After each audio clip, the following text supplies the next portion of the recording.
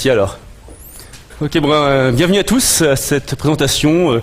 Donc nouveau look pour une nouvelle vie. Et on va parler de HTML5, de Spring, de NoSQL et de mobilité. Donc il y a beaucoup de sujets. Donc je vais timeboxer, on va essayer d'aller pas perdre trop de temps par partie. Et donc je prendrai évidemment les questions à la fin. Alors, ça commence bien. Donc l'objectif, ça va être de réaliser une application Java moderne, mais sans trop céder à la mode. Donc on va pas prendre de framework inconnu ou propriétaire. On va prendre des technos qui sont alors standards, je pense à Java EE, ou largement répandus, je pense à Spring. On va pas faire de langage alternatif que personne ne comprend, je pense à Scala. J'aurais peut-être pas dû le dire. On va faire du code simple et performant, quelque chose que tout le monde pige et qui va assez vite. On va essayer de le prouver d'ailleurs, il y aura une démo, si j'ai le temps. Et alors, il n'y aura pas vraiment du XML dans ce que j'ai montré, mais derrière il y a du XML et on s'est rendu compte que dans pas mal de cas, c'était quand même plus simple et plus performant d'avoir du XML que d'être en Java pur. Donc je voulais quand même le noter. Je vais quand même aussi me présenter. Donc je suis Julien Dubois. Je suis développeur Java depuis pas mal d'années. J'ai commencé avec les OJB1. J'ai un peu tout fait là-dedans. Je code toujours chez les clients 60-70% du temps, donc je suis toujours développeur. Je connais bien Spring, parce que ça fait pas mal d'années que je fais essentiellement du Spring. Aujourd'hui je bosse chez Ypon, donc on a un stand, on recrute. Si vous voulez avoir des informations sur Ypon, n'hésitez pas à passer. Je resterai sur le stand tout le reste de Devoxx. Vous pouvez me suivre sur Twitter si vous avez des réactions, si ça vous plaît pas. N'hésitez pas à m'envoyer des tweets après la conf, parce que là je répondrai pas tout de suite. Donc sur cette conf on va se baser sur une application qui s'appelle Tatami. Je ne sais pas si vous avez suivi ce qu'on faisait chez Ypon pour Devoxx. Donc Tatami c'est une application qu'on a développée avec mon collègue Thomas pendant environ, je sais pas, 2 semaines, un peu le soir, enfin voilà. Et on a fait ensuite un concours là-dessus qui a été gagné par Durand, qui est là d'ailleurs. Et donc Tatami c'est une application justement HTML5, Spring, NoSQL, mobile, ça tombe bien, c'est la presse. En fait j'ai utilisé d'autres gens pour faire ma démo, comme ça j'ai moins travaillé. Alors l'application c'est ça, c'est une sorte de Twitter d'entreprise qui est assez sympa. Je vous fais pas la démo de l'appli, ça sert à rien, vous pouvez le voir sur internet. Je ferai une petite démo vers la fin s'il y a le temps. Et évidemment l'ensemble du code est sur GitHub. Donc si vous voulez voir tout le code, c'est facile, il suffit de le cloner. Sachant qu'on a, je sais pas combien de forks, on va dire une dizaine de forks intéressants et je sais pas combien de forks au total. Et c'est aussi intéressant de voir les forks, donc de voir ce que d'autres gens ont fait. C'est-à-dire qu'ils ont pris l'appli d'origine, ils l'ont modifié. Par exemple pour virer Spring et mettre du Java EE et voir ce que ça donne. Donc c'est assez intéressant de voir aussi les forks. Voilà, donc je vous propose de suivre un petit peu comme ça notre train sur les 4 technos que j'ai cités au début. On va démarrer sur HTML5. Alors HTML5, comme c'est très récent, je vais pas faire une presse très poussée sur HTML5, on va voir les nouveautés. Et je les ai triées, j'ai pris au début celles qui me paraissaient intéressantes, je mets l'accent sur celles qui me paraissent intéressantes. Vers la fin, on va citer un petit peu les choses qui me paraissent moins intéressantes, et puis il y a des choses qui me paraissent pas très intéressantes du tout, on va pas en parler. Donc je mets un peu l'accent sur ce qui m'intéresse. Moi en tant que développeur, je bosse dans des entreprises pour des clients, donc c'est plutôt orienté application métier ou application web, mais pour une entreprise, c'est pas orienté jeu vidéo. On verra, HTML5, il y a plein de choses pour faire de la 3D. Ça m'intéresse moins que ce qu'on va voir juste après. Typiquement des formulaires. Je sais pas qui connaît HTML5, qui s'est mis un petit peu à jour. Il y a quand même, je sais pas, un quart de la salle, je sais pas, un tiers. Un peu dur de... Donc, HTML5, qu'est-ce que c'est? Pour moi, la première chose qui m'intéresse, c'est le nouveau type de champ. C'est-à-dire qu'avant, on avait des champs input, vous savez, submit, password, etc. Maintenant, on a des champs plus riches. On peut avoir des champs email, des champs nombres. On peut leur mettre des propriétés comme ils sont obligatoires. Ils ont un minimum, un maximum. Donc, on a des choses qui sont beaucoup plus riches que ce qu'on avait avant. C'est des choses qu'on pouvait faire avant avec des plugins jQuery. On pouvait un peu bidouiller et avoir des champs finalement email. Mais avant, c'était de la bidouille. Aujourd'hui, c'est intégré dans le langage. Et ce qui est intéressant, c'est que, alors, ça va être fait par le navigateur. Là, dans mon petit exemple, donc là, c'est une petite copie d'écran de Tatami. Bon, c'est mon email, mon prénom et mon nom. C'est un petit formulaire tout simple. Je me suis trompé dans mon email. Comme vous êtes certains loin, donc j'ai mis un slash au lieu d'un point. Et donc là, c'est Chrome qui va me dire, vous êtes trompé. Il me met le champ rouge, il me met un petit champ. Veuillez saisir une adresse email. Et j'ai rien fait. Donc par rapport à avant, j'ai un gain en termes de développement qui est assez certain. Au lieu de bidouiller un truc, c'est fait automatiquement. Il y a un deuxième effet qui se coule, c'est que si vous avez une tablette ou un mobile, il va comprendre que c'est un champ email, il va vous afficher le bon clavier. Vous savez, sur un iPhone, vous avez un clavier spécial email, là ça va l'utiliser. Et ça, justement, en JavaScript, on ne pouvait pas le faire. Alors attention, là j'ai pris des champs simples, mais c'est vrai que dès qu'on part sur des types de champs plus compliqués, ça marche pas pareil d'un navigateur à l'autre. On repart un petit peu dans les travers qu'il y avait il y a quelques années sur les navigateurs. Mais bon, ça, grosso modo, les formulaires HTML5, ça marche bien. Et c'est une techno que je trouve très intéressante pour ce qu'on fait nous. La deuxième techno intéressante et qu'on a aussi utilisée sur Tatami, c'est le SVG. Donc le SVG, c'est faire des graphismes donc en vectoriel. Aujourd'hui, tous les navigateurs du marché le supportent, alors, sauf IE, qui est on va dire un truc concurrent, mais l'autre bonne nouvelle, c'est qu'il y a plein de librairies qui vous aident à faire ces graphismes-là et qu'on n'a pas à faire le SVG soi-même. Hein. Donc sur Tatami, j'ai une petite copie d'écran après, on a fait du Raphael et du Google Chart Tools. Les deux fois, c'est très simple à utiliser et ça vous fait des graphismes comme ça qui sont très très jolis et qui ont alors un grand nombre d'avantages par rapport à ce qu'on faisait avant. Je ne sais pas si vous faisiez du Jeffrey Chart ou du Seawolf, c'est ce que je faisais depuis des années. Hein. Là, donc d'une part, c'est généré côté client, donc ça bouffe pas de processeur côté serveur, donc c'est intéressant. D'autre part, franchement, c'est assez joli, plus joli qu'un GIF ou qu'un PNG qu'on vous pousse. Et puis surtout, ça supporte le JavaScript. C'est-à-dire que là, je peux cliquer et ça va m'afficher quelque chose d'autre ailleurs, ou j'ai quelque chose d'autre ailleurs qui va bouger, ça va faire changer le graphisme. Donc on a une vraie interaction entre le reste de la page et le graphisme, alors qu'avant on faisait qu'une image qui bougeait pas. Alors sur Tatami, on a fait, alors celui-là c'est du Google Free Chart si je ne me trompe pas, Chart Tools pardon, c'est celui-là. Et donc là effectivement, donc là c'est les tweets de la journée et donc on voit les utilisateurs et quand on va dessus c'est dynamique, hein, ça clignote, on peut cliquer, on voit l'utilisateur. Des choses qu'on ne pouvait pas faire avant. Et à nouveau c'était fait en très très peu de lignes de code. Je ne détaille pas le code, hein, c'est disponible sur GitHub. Vous pouvez voir que c'est très très simple à faire. La troisième nouveauté, ah oui, il y a des effets spéciaux. Hein.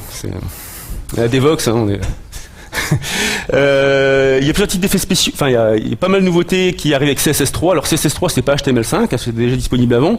Ceci, ça vient, on va dire, avec. Et en CSS3, qu'est-ce qu'on peut faire? On peut faire des transformations de texte en 2D et en 3D, des animations. WebFonts, c'est des polices de caractères que vous pouvez installer. Donc on n'est plus limité à l'Arial, on peut avoir des trucs assez sympas. Et puis tout ce qui est bord arrondi, ombre, opacité, c'est disponible. Donc ça vous fait quand même un rendu graphique beaucoup plus riche que ce qui était disponible avant. Alors je dis ça, avant on pouvait le faire. Je suppose que vous avez déjà tous fait ça avant avec des bidouilles. Sauf qu'avant c'était des bidouilles. Là aujourd'hui c'est intégré dans le navigateur et en termes de rendu déjà c'est plus joli généralement, sauf si vous avez une bidouille qui est parfaite, et surtout c'est beaucoup plus efficace et beaucoup plus rapide, c'est-à-dire qu'au lieu d'avoir plein de JavaScript qui calcule tout ça, là c'est le navigateur qui le rend. Et vous avez un site web qui graphiquement est beaucoup plus efficace, beaucoup plus sympa, beaucoup plus rapide. Ouais, ça c'était pour moi les trois grosses nouveautés qui m'intéressaient beaucoup. Après il y en a d'autres que je vais citer, mais qui m'intéressent un peu moins, donc je vais passer un peu plus vite dessus. Une autre nouveauté dont beaucoup de monde parle, c'est le WebSocket. Alors socket en anglais c'est une prise, hein, c'est pour ça que j'ai mis un bébé avec une prise. Le WebSocket c'est quoi? C'est un protocole de communication entre le serveur et le client qui veut être bidirectionnel. Donc au lieu de faire du long polling comme on faisait on va dire avant, donc vous faisiez une requête, vous attendiez que le serveur fasse quelque chose, qu'il y ait un événement, il vous pousse la réponse. Là vous êtes en communication directe avec le serveur.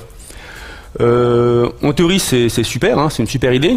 En pratique, on a eu beaucoup de soucis. Déjà, les navigateurs ne le supportent pas tous bien. Typiquement, sous Firefox, c'est désactivé par défaut. Les serveurs d'app le supportent pas bien du tout. Alors déjà, c'est pas standard, hein, c'est pas du Java E. Là, c'est vous codez un truc spécifique. Et quand je dis récent, dans Tomcat, c'est la dernière version de Tomcat qui le supporte et ça date d'il y a 2 semaines. Donc voilà, c'est assez récent. Puis alors il y a une autre chose aussi, c'est un peu lié aussi à mon dernier point avec l'IETF. En fait, ça réutilise les ports HTTP. Et ça a tendance à pas mal faire le bazar au niveau des serveurs proxy. Donc si vous êtes dans une boîte, vous avez un client qui a un serveur proxy un petit peu intelligent, donc qui regarde ce que vous faites, ça va jamais passer. Et pour info, nous chez Ypon, on a un proxy assez simple, ça passe pas non plus. Donc ça pose pas mal de problèmes, et c'est pour ça que donc, les gens de l'IETF eux-mêmes sont pas tellement d'accord avec ce qui a été fait, enfin il y a pas mal de critiques. Voilà, puis alors un dernier point, c'est compliqué à débugger, c'est clair que les outils sont pas encore trop là. Sous Google Chrome, vous pouvez voir ce qui se passe. En fait, il y a tellement de requêtes. Moi, en fait, ça me fait crasher mon Chrome en style 10 secondes. J'ai mon PC, mon Mac qui chauffe, et puis ça donne plus grand chose. Moi, je trouve ça assez jeune pour être utilisé dans la vraie vie. Après, c'est sympa. Donc peut-être que dans 2-3 ans, ça sera bien. La cinquième chose, le storage. Donc ça, c'est une des grosses nouveautés quand même aussi.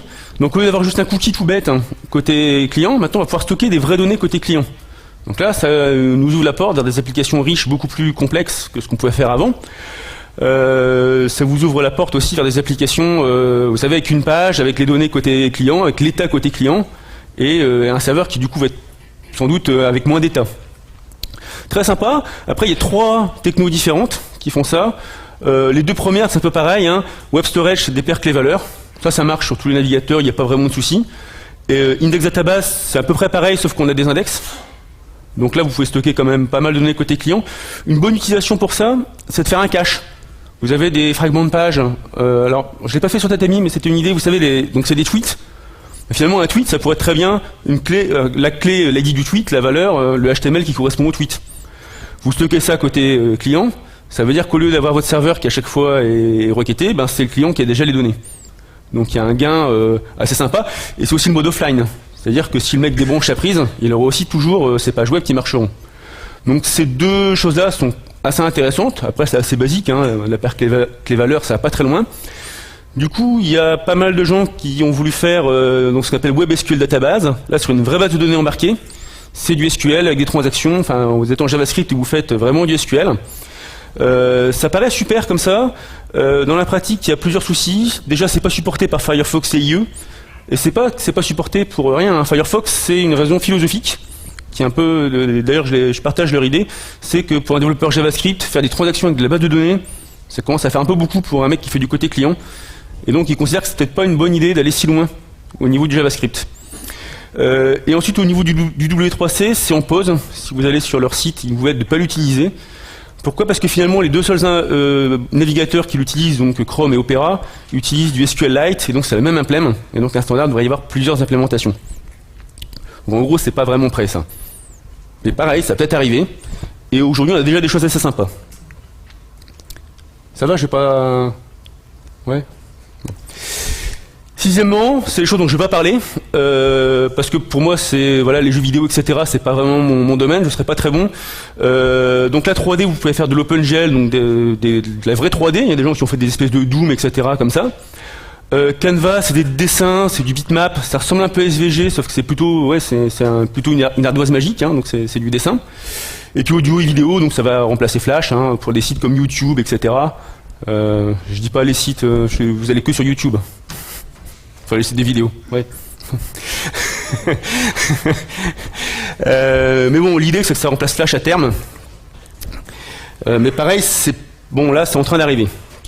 Alors, ces 6 parties qu'on vient de voir, on l'a vu, c'est assez sympa, mais ça me fait quand même dire qu'il y a une chose qui se passe, c'est que c'est quand même assez jeune. On l'a vu, il y a plusieurs technos où j'ai dit, enfin même à chaque slide, je disais voilà, ça c'est pas prêt, ça c'est pas nickel.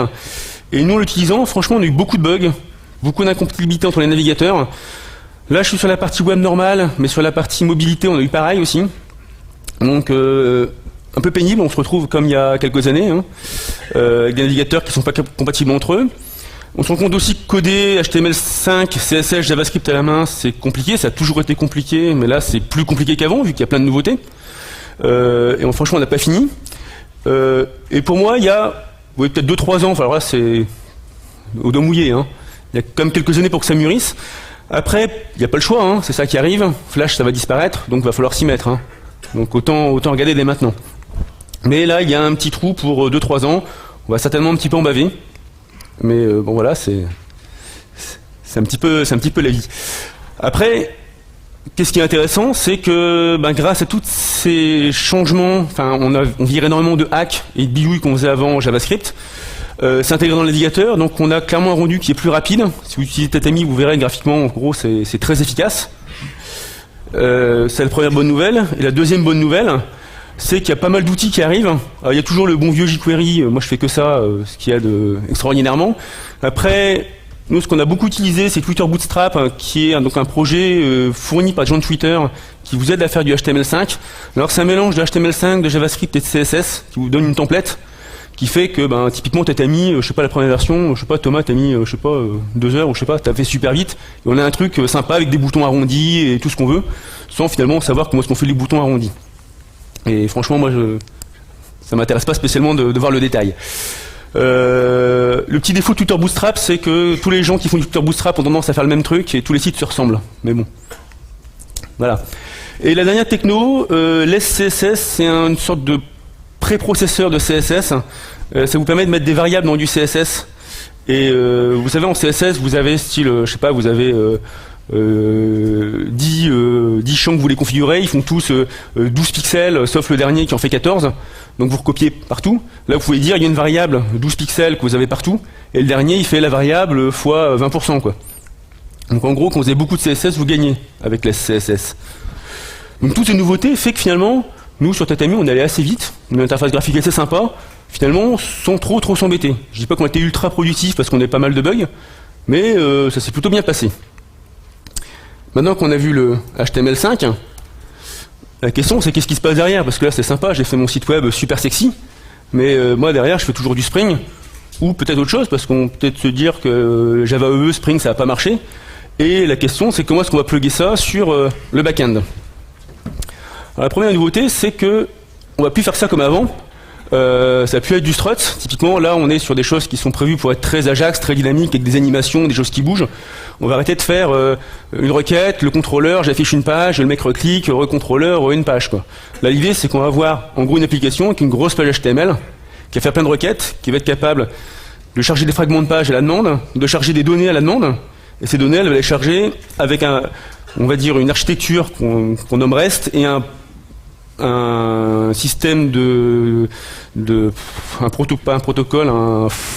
un format de données qui s'appelle JSON. Alors JSON, c'est compris par les navigateurs. On va le voir. Comment est-ce qu'on va réussir à faire de la requête REST et JSON sur un backend qui, on va dire, est Java EE ou Spring. Déjà, qui est-ce qui est Java EE dans la salle ou... Ouais, il y a pas grand monde. Franchement, même en étant de mauvaise foi, j'ai pas besoin d'être de mauvaise foi. C'est cool. Et qui est-ce qui fait du Spring? Ah oui, tout le monde.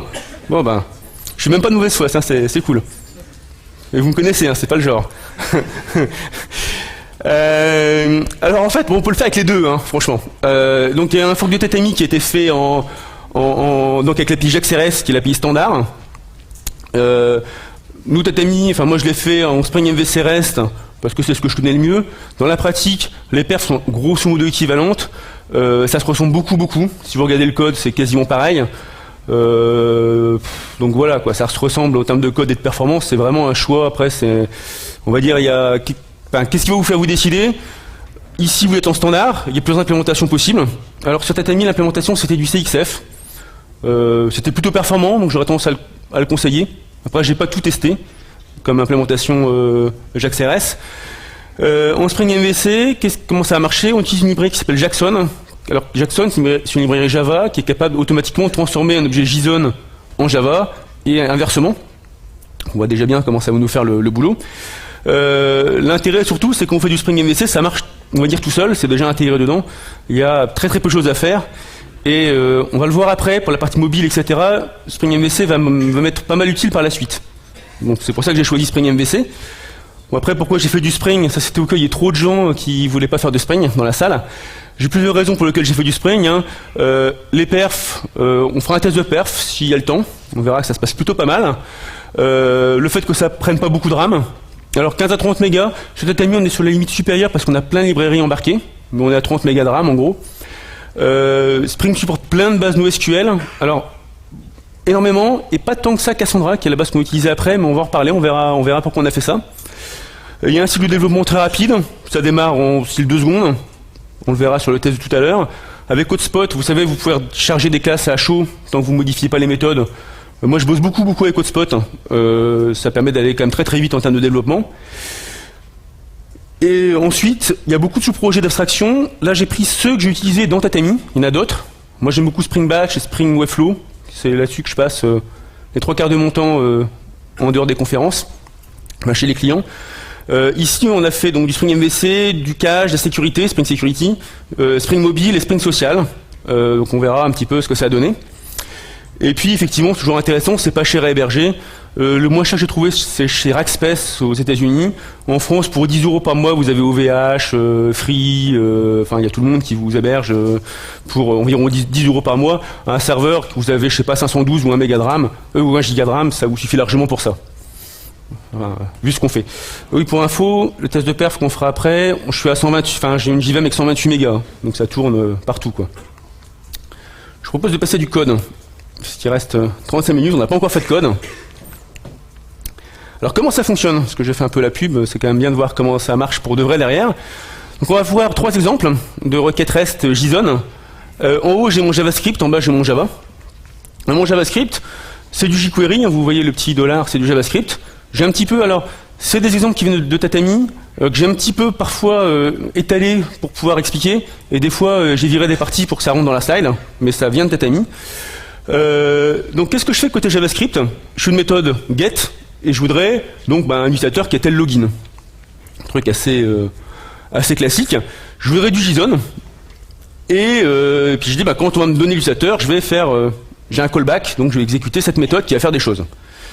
Comment ça se passe côté Spring? En fait j'ai un mapping qui ressemble beaucoup. Donc là ça c'est du Spring MVC REST. Hein. J'ai un mapping où je vais dire voilà REST users login. Vous voyez c'est quasiment le même code. Je vais dire je prends du get, c'est effectivement ce qu'on m'envoie, et je vais produire du JSON, parce que c'est du JSON qu'on va me demander de renvoyer de l'autre côté.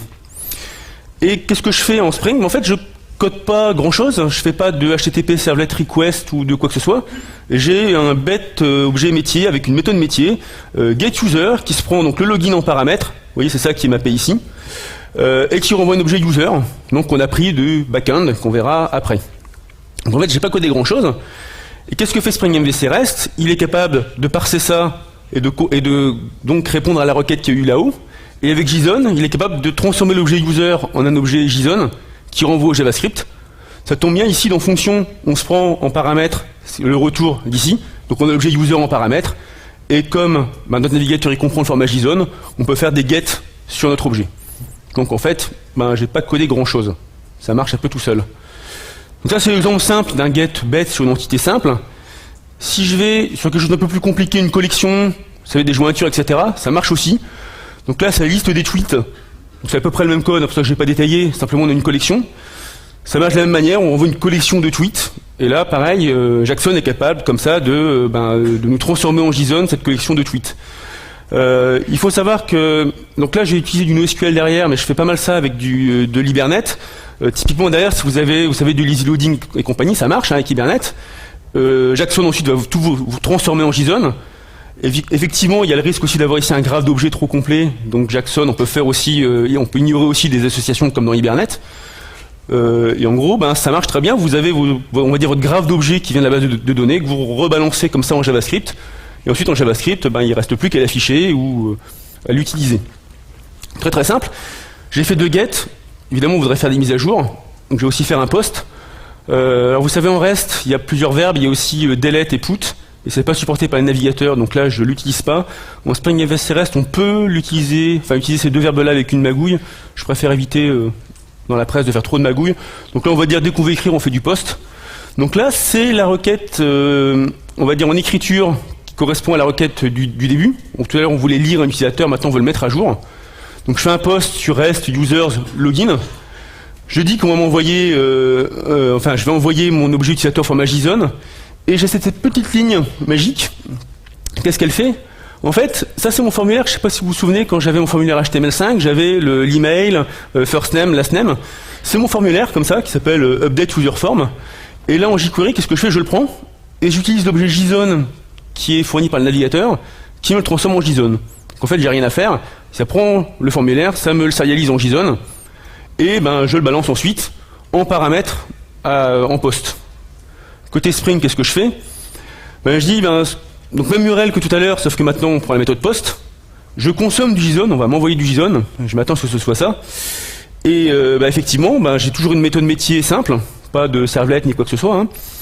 Et je vais prendre en paramètre donc le login qu'on m'a envoyé là et le user qu'on m'a envoyé en post.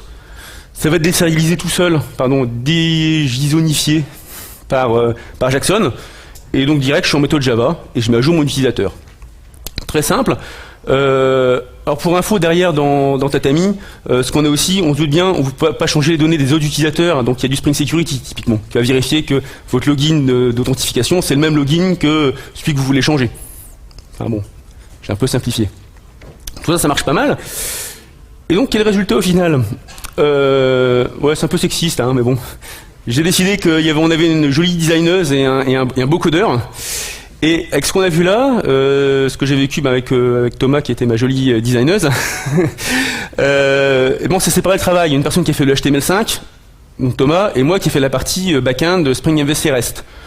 Je dis pas que c'est une bonne chose de séparer le travail, hein, ça peut être sympa de bosser ensemble, surtout avec elle, mais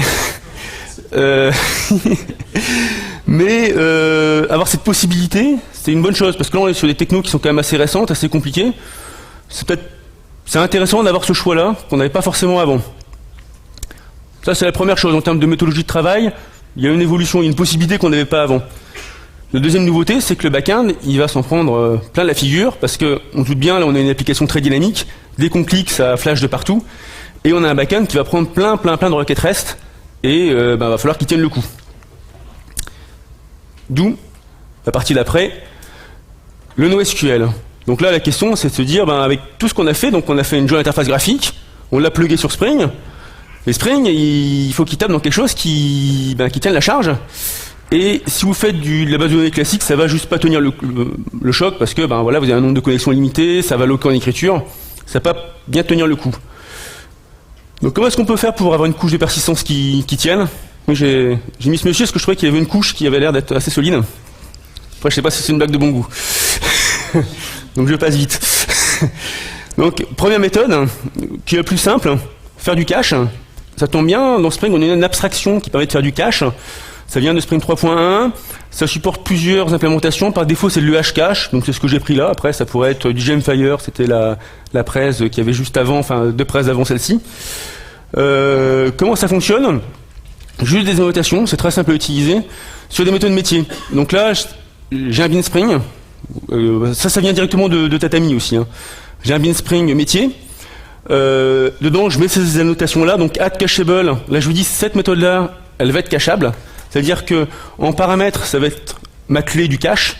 Et ce que je vais rendre, ça va être la valeur du cache. Il va le comprendre, il va mettre ça tout seul en cache. J'ai rien fait d'autre. Après, évidemment, des fois, le cache, vous voulez l'annuler. J'ai une autre annotation. On va dire, voilà, quand on va appeler cette méthode-là, on va enlever du cache ma valeur. Là, on voit, j'utilise le même cache, forcément. Et comment est-ce que j'ai ma clé? J'ai une expression, je ne sais pas si beaucoup de gens connaissent ça, c'est du SPIL, c'est le Spring Expression Language. Donc en Spring, vous avez un expression language qu'on peut utiliser partout. Un petit peu comme vous avez en JBoss, EL, etc. Donc quand vous faites du JSF, sauf que là, ça marche partout, y compris si vous faites du Spring Batch, vous pouvez même faire des batchs avec ça. Et donc là, j'ai un petit ensemble de technologies Spring, Spring Batch et SPIL, qui me permettent finalement, en une ligne, vous voyez, en fait, là, on fait un tweet.getID, en fait, hein, et qui me permettent ainsi, juste en une ligne, d'enlever mon cache. Ce qui va être sympa là, c'est qu'on peut facilement changer d'implémentation de cache. On peut aussi décider de virer le cache ou de le mettre. Il suffit de faire marcher l'annotation ou pas. Donc c'est assez simple d'emploi. Alors ça, c'est si vous faites de la base de données classique, ça paraît évident pour vous faire ça. Maintenant, nous on s'est dit, bon, c'est une appli un peu de démo, on va faire un peu plus fort. Donc on a fait du NoSQL avec Cassandra. Donc Cassandra, c'est une base de données NoSQL orientée colonne, qui est très performante en lecture et en écriture. Par rapport aux bases comparables, ça brille surtout sur l'écriture. L'écriture est très très performante, mais et en lecture, c'est dans la moyenne des bases, c'est très performant, on va dire. Ça marche en peer-to-peer, donc vous avez plein de nœuds qui se répliquent. Hier, il y avait une conf là-dessus, ils ont mis 36 Cassandra en cluster, je sais pas qui était là, je vois Jérémy, je sais pas, les... 36, 38 38, un cluster de 38. Évidemment, c'est plus performant quand vous en avez beaucoup, hein, parce que ça réplique, ça répartit les lectures et les écritures, hein, enfin surtout les écritures. Pas de single point of failure dans le sens où si vous perdez un nœud, c'est pas grave, c'est répliqué par défaut sur 3 nœuds. La montée en charge est élastique, hein, vous pouvez facilement rajouter ou enlever des nœuds. Donc nous, pour notre cas, c'est quand même assez sympa. On peut utiliser du JPA avec des limites. On va voir dans l'exemple de code que j'ai après, ça c'est un truc qui est assez sympa. Et puis alors dans les problèmes, on va aussi un peu en reparler, c'est pas de la vraie base de données, donc vous n'avez pas de foreign key, de transaction ou de session. Et donc c'est un petit peu, ça peut être un petit peu bas niveau des fois. Le mieux c'est d'aller direct sur le code. Donc là j'ai deux méthodes, alors qui viennent de Tatami, les deux, donc pareil, vous pouvez prendre le code et regarder. La première, j'ai fait du JPA. Donc en fait, dans Cassandra, qu'est-ce que j'ai fait? J'ai fait une colonne family, c'est l'équivalent d'une table dans Cassandra. Et cette colonne family, ben, elle a des champs, first name, last name, email. C'est le même user depuis le début, hein. C'était mon formulaire HTML, c'était mon appel REST, et maintenant c'est mon Cassandra. Et ben, à partir du moment où j'ai donc une colonne family qui a ben, les bonnes colonnes, first name, last name, etc., ben, mon objet user, je l'ai annoté avec des notations JPA. J'ai pas du tout fait de Cassandra ou de quoi que ce soit. Et alors, Hector, ah oui, pardon, j'ai pas détaillé. Donc Cassandra, c'est le serveur, on va dire, de base de données, et Hector, c'est le driver qui permet de s'y connecter. Il y a les 5 minutes culturelles obligatoires. Hector, dans la mythologie, c'était le frère de Cassandra. Voilà. Réviser la mythologie. Et donc, Hector est là pour nous aider à faire du Cassandra. Et typiquement, il a un petit moteur de mapping objet relationnel qui fait du JPA. Alors c'est assez limité, hein. Là, pour mettre à jour un utilisateur, en créer un, en effacer un, ça va. Après, il ne faut pas aller plus loin que ça. Je me suis dit, nous, ça nous a viré, je sais pas, la moitié des requêtes, comme ça. Donc les gens étaient contents, toujours ça de gagner. Et donc on a du vrai JPA, donc on a du vrai standard Java EE, on a quelque chose qui est facile à coder, qu'on pourrait migrer dans d'autres technologies finalement, c'est pas gênant. Bon alors quelques détails près, parce que bon, quand il faut connaître Cassandra, on va dire, il y a des petits moments où ça varie un petit peu par rapport à du vrai JPA, mais c'est pas mal. Après, j'ai ma deuxième requête, pour le gros du tableau qui fait peur. Et après, il y a des fois, je voudrais faire du vrai Cassandra, parce que j'ai pas pris Cassandra pour rien, j'ai pris Cassandra parce que ce que me propose Cassandra, ça m'intéresse à certains niveaux, et c'est des choses que je peux pas faire en base de données normale. Donc là, mon exemple, c'est quoi? C'est mes tweets. En fait, dans Cassandra, j'ai une grosse colonne, une grosse rangée, pardon, vous pouvez voir ça comme une grande ligne sous Excel, très très longue, dans laquelle je mets tous mes tweets, tous les ID. Donc plus les gens tweetent, plus ça rajoute des colonnes. Et je voudrais les 20 dernières, parce que ce qui m'intéresse à afficher à l'utilisateur, c'est les 20 derniers tweets. Donc j'ai cette méthode-là qui me permet de faire une requête où je dis, voilà, je voudrais les 20 derniers tweets de tel utilisateur. Bon. Le problème, évidemment, c'est que c'est une API spécifique. On s'y fait assez bien, hein, mais bon, faut se le coder. Et c'est pas très portable. Je sais pas ce que vous en pensez, hein, c'est pas... Ça pique un peu les yeux au début, mais franchement, ça va. Après, donc on a vu le cache, on a vu le NoSQL. Il y a toujours la remarque qu'on fait, ouais, mais alors, si je faisais les deux, parce que là, ça serait juste super fort. Donc c'est pour ça que j'ai mis un mec qui est a priori super costaud. Alors est-ce que c'est ultime de faire les deux en même temps? Pas tant que ça. En fait, Cassandra, il a un cache en interne qui est automatiquement distribué. Donc ça marche super bien. Il est automatiquement distribué, donc c'est quand même assez sympa. Ceci dit, nous, sur Tatami, j'ai quand même rajouté un cache, le hcache, donc ce qu'on a fait avant, je l'ai aussi sur Tatami. On gagne, alors j'ai mis 20% de perf, alors ça dépend énormément de ce que vous faites. En gros, si vous lisez tout le temps les mêmes tweets, vous gagnez à mort. Si vous lisez jamais les mêmes tweets, vous gagnez pas, forcément. Donc ça dépend beaucoup de ce que vous faites, mais grosso modo, on a quand même gagné. Pourquoi? Parce que là, on a un cache qui est local, hein, c'est dans la JVM, alors que quand on tape sur Cassandra, ben, il y a un accès distant, donc il y a un peu de réseau, donc on perd un petit peu. Ça pourrait être intéressant, on va dire. Dans notre cas, en fait, Cassandra est tellement performant que bon, ça reste limité. Ceci, là, on a quand même pas mal de problèmes. J'ai un petit peu dit, mais que là, je voudrais détailler. Donc, les données ne sont pas consistantes. Ça peut être un premier souci. Vous n'avez pas de transaction, hein, vous n'avez pas de foreign key. Donc, en fait, quand vous avez un tweet, vous n'êtes pas sûr qu'il y a un utilisateur en face. Pas toujours génial. Il n'y a pas de session. Il y aura peut-être plus tard des sessions dans Cassandra, mais aujourd'hui, il n'y en a pas. C'est-à-dire que vous écrivez un tweet, vous le lisez, bah, il n'est pas encore là. Ce qui fait que si vous regardez mon code, généralement, soit je relis pas, on va dire j'écris puis j'affiche la valeur que j'ai envoyée mais je l'ai pas relue, soit je la relis mais je la relis une seconde plus tard, le temps que Cassandra y réplique. Et vous n'avez toujours pas de garantie que ça arrive. Donc il y a quand même, c'est quand même un petit peu compliqué. Si vous faites du cache, bah forcément il y a des problèmes de réplication de cache. Et ce qu'on a eu juste avant, la couche DAO elle revient en force parce qu'il faut faire des requêtes Cassandra qui sont quand même assez compliquées.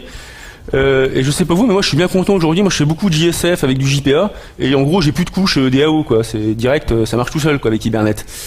Là j'ai une couche DAO qui revient en force et d'un côté je suis content de bien tenir la charge, de l'autre côté je suis pas content d'avoir tout ça à me coder. Alors je dis on tient la charge, c'est bien d'en parler depuis tout à l'heure, mais le mieux c'est de faire un petit test. Donc là c'est la partie de la presse qui peut foirer. Je dis tout de suite. Donc on va faire un test de perf sur Tatami, qu'on va exécuter. Je dis tout de suite, mon test il est pas terrible. JMeter, il est sur, enfin tout est sur mon Mac, hein, donc j'ai Jetty, j'ai Cassandra, j'ai JMeter, j'ai ma presse Keynote, j'ai tout sur le même Mac. J'ai mon disque dur qui est pas terrible, en plus je le crypte parce que je suis un malade de la sécurité. Donc voilà, je mets quand même des petites limites. Alors, ceci dit, on va quand même faire un test. Pour ça, je pense qu'on a un peu de temps, il faudrait benchmarker avec quelque chose d'autre.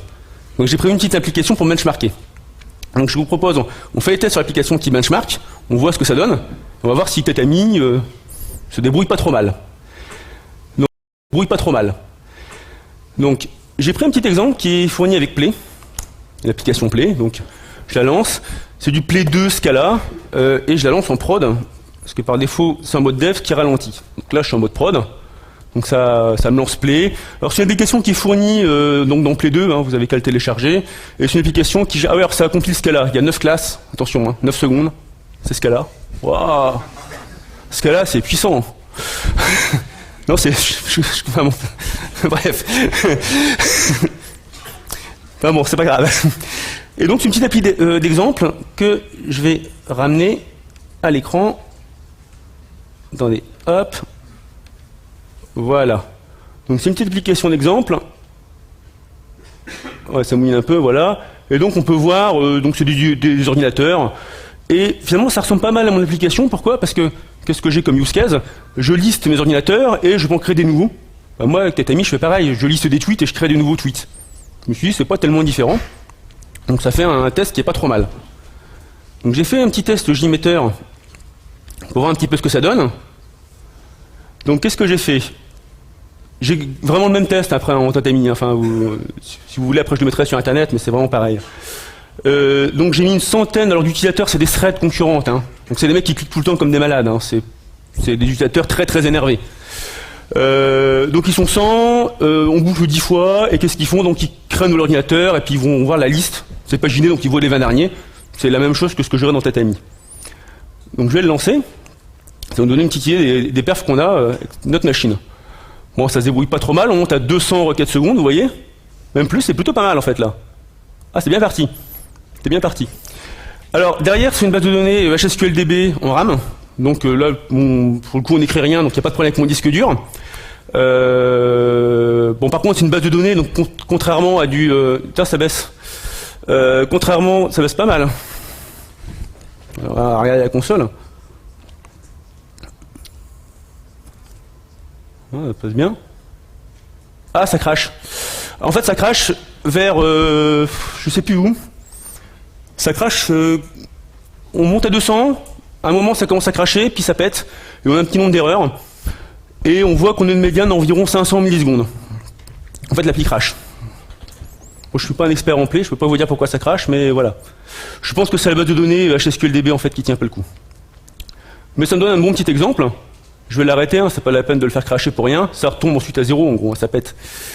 Et on voit que, quand je viens ici, en appli, j'ai bien créé 5000 ordinateurs. Donc ça s'est plutôt pas mal passé. Donc on est monté à 200, on a craché, et on avait 500 millisecondes de temps moyen de réponse. Je propose de passer, alors déjà de killer ce machin. Voilà. Et maintenant, je vais passer à Tatami. Donc Tatami, ça va se lancer facilement, c'est du Maven. Il y a un plugin Maven pour Cassandra, donc je fais juste Cassandra Start, ça me lance Cassandra. Et Jetty Run, ça me lance Jetty. Voilà. Donc là, c'est le même genre de truc. Hein. Donc Cassandra, voilà, il est démarré en 1 seconde. J'ai compilé mes 30 classes, on les a même pas vues passer. Plus rapide apparemment.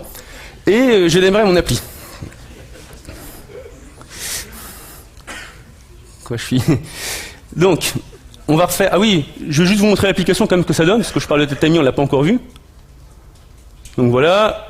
Ah oui, alors déjà j'ai l'authentification. Hein. Donc là maintenant, je vais avoir 100 utilisateurs, mais des utilisateurs différents qui se loguent.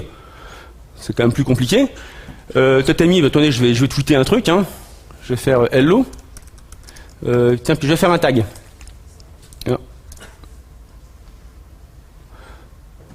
Voilà, donc c'est mis à jour, etc. Donc vous voyez, là, il y a eu mon petit effet en Ajax, ça fait un post, ici ça l'a relu, etc. Alors vous voyez que Tatami en plus c'est un peu plus compliqué que tout à l'heure, c'est que Tatami en plus il parse ce qu'on lui envoie parce qu'on peut comprendre les tags, on peut envoyer des trucs aux utilisateurs, on regarde les chaînes XSS, enfin s'il y a des attaques en cross-site scripting, etc. Donc c'est un petit peu plus compliqué que tout à l'heure. Et puis là j'ai une vraie base de données Cassandra, là j'écris pour le coup, je suis pas en RAM pur. Je précise. Et je vous propose de faire le même test. Ah mince, c'est sur mon écran. Tatami, voilà. Alors la seule différence, c'est que j'ai une phase d'authentification, parce que là, il faut se loguer avant. Vu que moi, je gère la sécurité. Sinon, c'est pareil. J'ai 100 mecs. Est-ce qu'on a le temps? Bon, allez, on n'a pas trop le temps. Je mets 1000 mecs. Ouais, je peux pas mettre beaucoup plus, parce qu'après, c'est JMeter qui crache. Ouais. Voilà. Et alors, si tout se passe bien, voilà, donc les mecs se loguent. Ils posent des tweets, ils guettent les tweets, machin, et on est censé monter, si tout se passe bien, environ 800 requêtes secondes, et ça n'a pas craché. Donc c'est plutôt pas mal par rapport à ce qu'on a vu tout à l'heure. Et on a un temps médian par contre qui n'est pas toujours top. Ah oui, non, avec 1000 utilisateurs c'est pas top, avec 100 par contre on a un très très bon temps. Ah bah, j'ai pas pris non plus... En fait là ça commence à être la limite, on sent quand même. Je vais le laisser un peu aller, mais vous voyez ça monte, ça va s'arrêter à 800, et à 800 ça bloque. Ou 750, je sais plus combien j'ai mis sur ma slide. Si vous voulez, je laisse tourner, on verra après. Et au passage, qu'on aille voir l'appli. Alors là, ceux qui sont à côté de moi, on entend le PC qui commence à mouliner, là. Ça commence à chauffer. Mince. Attendez. Ah. Bon. Je vais tricher. Voilà, je fais un reload. Voilà, là, on va voir mes tweets. Bon, je sens qu'il chauffe, là. Je dois être à beaucoup plus de tweets qu'avant. Voilà, là je suis à 20 000 tweets, quoi. Oui, non, c'est parti. Ah oui, alors les tweets, c'est jamais les mêmes, donc ça part, ça mouline. Je laisse derrière, juste mon Mac pour vous. On verra ce que ça donne. Et je vous propose de continuer quand même. Donc, très bon résultat. C'est prévu, c'est... Ah, je suis surpris par ces résultats. En mémoire, je vous fais pas la J-console, mais en fait, on bouffe entre 50 et 100 mégas de RAM. Si on garde batch collect, on retombe à 50. Et pourquoi est-ce qu'on monte un petit peu? Parce qu'au début, j'avais dit 30, c'est qu'on a le cache. Là, mes 20 000 tweets, ils sont en cache, donc petit à petit, ça grossit, quoi. Donc vous verrez le truc grossir, c'est normal. Et donc, ça tient quand même pas mal bien le coup. Et on voit que Spring MVC REST plus Cassandra, ça tient bien la charge. On avait fait des tests équivalents avec Java EE, donc avec CXF, c'était quasiment pareil, c'était un petit peu en dessous, mais c'était quasiment pareil. Je propose de passer à la dernière partie mobile. Donc on a vu l'interface graphique riche, on connaît la Spring, on connaît la Cassandra. Et maintenant, je vais faire une vue mobile. Alors pourquoi une vue mobile? Déjà, c'est la première question. C'est à cause de ce monsieur-là, qui est connu chez les gens qui font de l'utilisabilité, mais qu'en tant que développeur, on ne connaît pas forcément. Donc c'est quelqu'un qui fait beaucoup de tests d'utilisabilité sur beaucoup de sites web et il a fait ce blog, on va dire, où il explique qu'en fait une interface mobile c'est quand même assez différent d'une interface web normale parce que vous n'avez pas le même terminal. Donc il recommande aux gens de faire une autre interface web. Donc vous aurez une interface web riche pour les gens qui ont qui ont un ordinateur normal, une interface web spécifique pour les gens qui ont un iPhone. Pourquoi pas? Donc je me suis dit on va faire pareil. Est-ce que c'est facile à faire? En fait, avec ce qu'on a fait, ça va être super facile à faire. Donc, mon Spring MVC, qu'est-ce qu'on va faire avec lui? Alors, dans Tatami, on a eu deux forks différents, mais qui font le même principe. On utilise une techno qui s'appelle Spring Mobile, donc c'est un sous-projet Spring. Mais Spring Mobile, c'est très très bête. Il a la capacité de savoir, en analysant votre requête, si vous êtes sur un mobile ou pas. Ça dépend de vos headers, en fait. Très très simple. Et donc on appelle Spring Mobile et on lui dit est-ce qu'on est mobile ou pas, et suivant si on est mobile ou pas, on nous renvoie vers la vue standard, donc c'est ce qu'on avait avant, ou vers la vue mobile, qui est une vue qu'on va regarder maintenant. Très très simple, il y a une ligne de code si vous faites un contrôleur Spring MVC, et il y a aussi une personne qui l'a fait en configuration, on va dire avec Tiles, pareil, il y a une ligne, quoi, on va dire. Et une fois qu'on a envoyé l'utilisateur vers la bonne vue, qu'est-ce qui se passe? C'est comme avant finalement, on fait nos requêtes REST et JSON vers notre backend, qu'on vient de voir, qui était simple à coder et qui était très performant. En fait, la vue mobile, ça va être un sous-ensemble de la vue standard, qui va faire sans doute les mêmes requêtes, peut-être pas, peut-être moins de requêtes, peut-être. Là, je lisais 28. Là, on va peut-être en lire que 10 à chaque fois parce que l'iPhone, de toute manière, ça va être plus limité. Je sais pas. Enfin, ça va être des choix comme ça. C'est pas très très différent. Et donc, ça va marcher, je dirais tout seul. On a utilisé, surtout Diang qui a fait le meilleur fork là-dessus. On a utilisé du jQuery mobile. jQuery mobile, c'est une version spécifique de jQuery pour la mobilité. Ça fait du HTML5, c'est cross-platform. Donc en gros, ça marche sur tous les Android, iPhone, etc. Après, dans la pratique, on a eu des forks justement où ça marchait sur iPhone, mais pas sur Android. Donc voilà. C'est ce que je disais aussi avant. Il y a toujours le problème de compatibilité entre les navigateurs. Il y a tout un système pour faire des thèmes. Ça, c'est les trucs classiques de jQuery. Hein. Donc vous pouvez faire des thèmes pour pas être comme tout le monde en gris et bleu, ce qui peut être sympa. Et surtout, ce qui est très sympa, c'est PhoneGap. Donc maintenant, c'est un projet de la fondation Apache qui s'appelle Apache Cordova. On a eu un très bon blog sur le blog d'Ypon il y a une semaine ou deux là-dessus, ce qu'on l'a fait pour des clients. Donc PhoneGap, qu'est-ce que ça fait? Ça prend votre application qu'on a fait comme ça l'enrobe dans une application native, et du coup vous pouvez la mettre sur l'Android Market, enfin maintenant c'est Google Play, ou sur le Market iPhone. Donc en fait, ça vous permet d'avoir votre application web native qu'on a fait depuis tout à l'heure, de la packager et on va dire de la vendre, parce qu'après tout, si vous le mettez sur Android Market, a priori c'est pour faire ça. Donc là, on a quand même quelque chose d'assez sympa. Et pour finir, comme des copies d'écran finales, donc je l'ai mis sur iPad et sur un iPhone que je tourne. Voilà, ça se passe pas mal. On a la même appli grosso modo que tout à l'heure, simplement c'est fait avec du jQuery mobile. Et je félicite notre gagnant de Tatami qui a fait en fait l'interface graphique. Voilà, et donc, en conclusion, qu'est-ce qu'on a vu? Donc l'interface graphique, ça s'est quand même plutôt bien passé. On a un truc très sympa en HTML5 beaucoup plus riche que ce qu'on avait avant. La mobilité, ça s'est très bien passé aussi. Les perfs, ah oui, les perfs, ça tourne toujours mon truc. Attendez, je dis ça. Ça a peut-être tout craché. Ah bah ça a fini. Ah bah ça a baissé. Ah bah voilà, effet démo. Ça a baissé à 604 secondes. Bon, ça reste quand même mieux que... Ah ouais, c'est Keynote. Keynote, il ralentit à mort. C'est connu. Non, tenez, par contre, je rebaisse à 100 utilisateurs pour être complet, histoire d'avoir un truc quand même comparable. J'ai vu qu'il reste 9 minutes, je vois que j'ai le temps. Voilà, là on doit monter, normalement, dans les 1000 requêtes secondes, et on a eu un temps médian de 100 millisecondes. Donc pour le même nombre de threads que Play, vous vous souvenez, Play ça montait à 200 avant de cracher, et on était à 500. Là on monte à... Ah ouais, non, c'est sérieux, je me demande si Keynote fait pas un effet, oui. Bon, on monte à 670 et on a un temps médian de 118. Donc on est quand même un truc qui bourrine bien, donc avec son thread qui tourne à fond. Hein. Bon, je vais l'arrêter, ça sert à rien de torturer le PC pour rien. Et oui, juste pour voir où est-ce qu'on en est arrivé. Donc mon utilisateur, tenez, je vais refaire un nouveau tweet. On va voir où on en est. Ouais, on en est à 109 000 tweets. On voit quand même, je suis prêt pour Twitter. Hein. Non, ça se passe plutôt pas mal. Hein. Et à nouveau, les tweets à chaque fois sont parsés, etc. Donc c'est quand même, c'est pas un truc tout simple. Hein.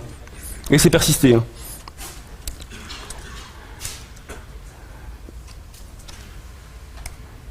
Voilà, donc on a vu pas mal de choses. Hein. Déjà, je voulais vous remercier pour d'être aussi nombreux et pour votre disponibilité. Et on a du temps pour les questions-réponses, ce qui me surprend parce que je pensais passer plus de temps sur la démo. Donc voilà, je ne sais pas si vous avez des questions sur tout ce qu'on a vu. Ah oui? Ah, sur Grails? Alors la question, pourquoi pas le faire en Grails? Alors j'ai pas testé les perfs, hein, je peux pas vraiment dire. Moi j'en ai fait pas mal avant, enfin dans une autre vie. Moi ce que j'aime bien sur Grails, c'est que c'est justement les mêmes technos que celles que je connais. Et que c'est dynamique et que Groovy c'est un langage qui est à la fois compréhensible si on le fait en Java et à la fois avec plein d'aides si on veut, je sais pas, parser du XML. Donc moi je suis assez fan.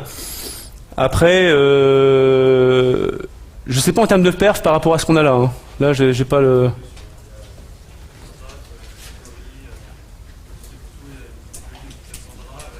Oui, il y a des plugins. Oui, il y a des plugins qui sont dans le Hashcash. A priori, je pense qu'en Grails on peut faire pareil. Oui, il y a pas de...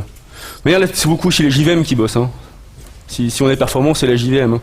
Ah oui, Tenez, vu qu'on a un tout petit peu de temps, des mots supplémentaires quand même, pour montrer que c'était effectivement pas si mal. Je vais juste lancer la J-console, pour qu'on voit, parce que je dis que ça prend pas de RAM, donc c'est bien de le dire, c'est mieux de le montrer. Alors, ma J-console, je vous la ramène ici. Donc on a, voilà, ça c'est Maven. Oui, en fait, comme je le retrouve depuis Maven, c'est Maven qu'on voit. Et donc on va un petit peu voir ce qu'on a pris comme mémoire, etc. Donc là, on est monté quand même à, ça a tout de suite baissé. On était à 122 mégas de RAM. Et si je garbage collect, on va retomber à mon avis à 50. Enfin, ça dépend des tweets. Hein, c'est les tweets qui bouffent. Là, on est tombé à 100. Mais c'est que j'ai beaucoup de tweets. Hein, c'est mon cache en fait. Hein. C'est mon cache qui prend. On voit que le truc est pas parti en live à bouffer plein de RAM dans tous les sens et faire n'importe quoi. Mis à part le cache qui forcément grossit, le reste, on est sur quelque chose d'assez léger. Hein. Je sais pas si vous avez d'autres questions. Oui. Une question sur HTML5.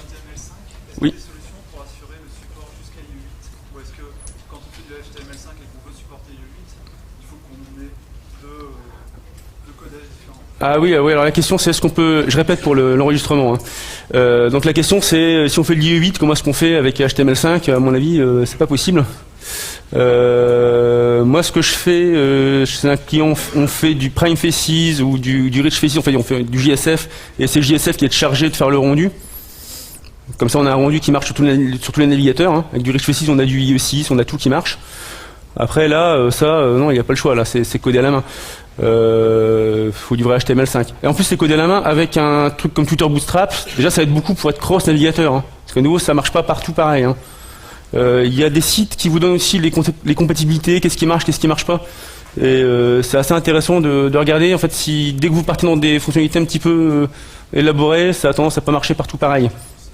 Ce qui est un petit peu... c'est déjà assez compliqué, je veux dire, entre le navigateur HTML5.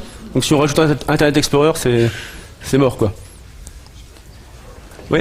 Sur HTML5 JavaScript, qu'est-ce qu'on a comme outil pour éditer le code, éventuellement faire la Ah oui. Alors... Oui, non, c'est une super question. Donc la question c'est qu'est-ce qu'on a comme outil pour faire du HTML5 ? Et c'est une très très bonne question, parce qu'effectivement on est assez embêté. Alors moi j'utilise IntelliJ, IDEA, il y a un truc, c'est pas mal, après c'est payant.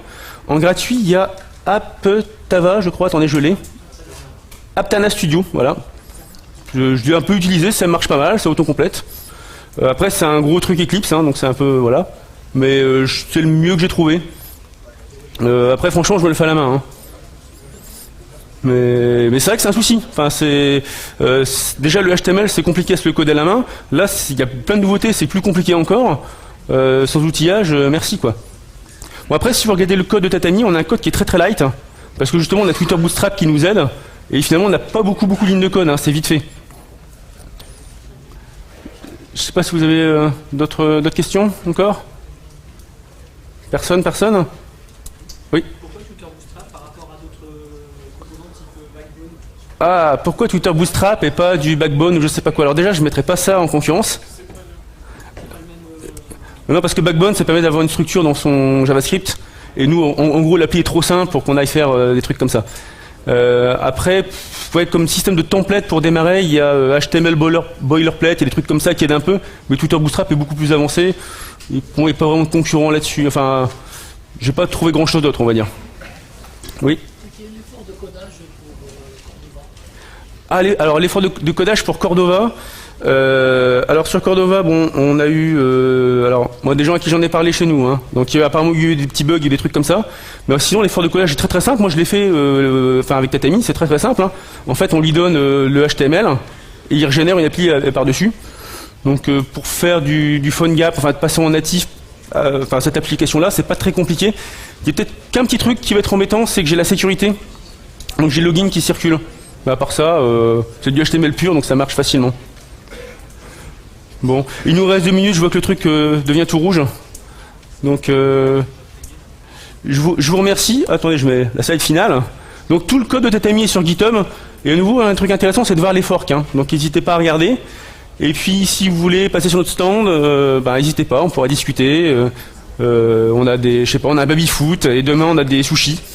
Ah oui, c'est très orienté judo, oui. Voilà, merci beaucoup. Ah.